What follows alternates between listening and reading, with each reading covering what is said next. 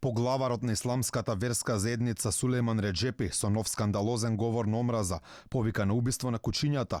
Реджепи оваа порака упати при отворање на џамија во Кумановското село Опае. Во скандалозниот говор Реджепи, споредувајќи ги овие луѓе кучиња со штетници кои шират болести, вели дека во поранешниот систем биле програмски чистени затоа што ширеле загаденост.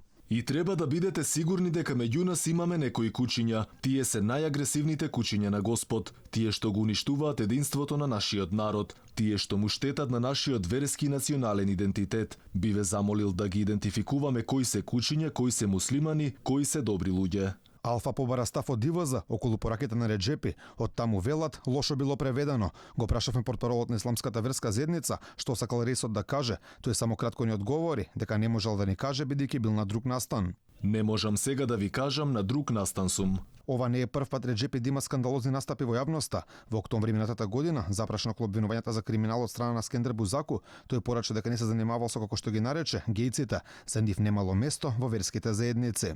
Со геи не се занимавам. Со гејците надвор верските заедници. Рейсот претходни посака смрт на судиката, која донела одлука Бузаку да биде нов поглавар на ИВЗ.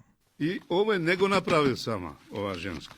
Јас слушам дека она е тамо има нешто проблем со здравје сега моментално, али не го жалам. Таквите нека починат, што побар.